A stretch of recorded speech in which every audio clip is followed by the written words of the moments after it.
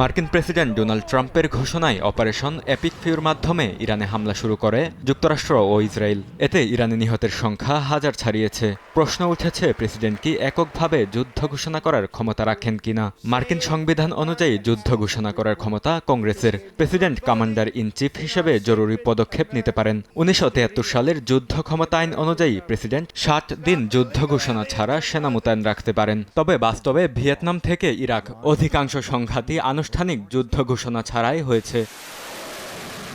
এখন পর্যন্ত যুক্তরাষ্ট্র আকাশ ও নৌ হামলায় সীমাবদ্ধ। ইরানে স্থল অভিযানের সম্ভাবনাও উড়িয়ে দেননি মার্কিন প্রেসিডেন্ট। তবে এমন পদক্ষেপ যুক্তরাষ্ট্রের জন্য বিশাল চ্যালেঞ্জিং বলে মনে করছেন বিশ্লেষকরা। ইরাকের তুলনায় ইরান কয়েক গুণ বড়।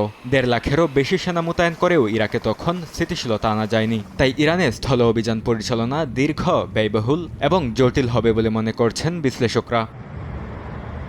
ইরানে যুক্তরাষ্ট্রের অভিযান কতদিন চলবে তা নির্ভর করছে কয়েকটি বিষয়ের উপর, যার মধ্যে মার্কিন সামরিক মজুদ, অর্থায়ন এবং রাজনৈতিক সদিচ্ছা অন্যতম।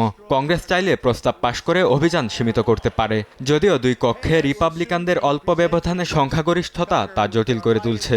একই সঙ্গে ক্ষেপণাস্ত্র ইন্টারসেপ্টর সিস্টেমের মজুদও সীমিত। প্রতিরক্ষা চুক্তির আওতায় তা সরবরাহ অব্যাহত না থাকলে দ্রুত কমে আসবে মজুদ। ফলে প্রশ্ন থেকে যাচ্ছে, এই সংঘাত সাময়িক অ্যাটাক হয়ে থাকবে নাকি রূপ নেবে দীর্ঘমেয়াদী যুদ্ধে।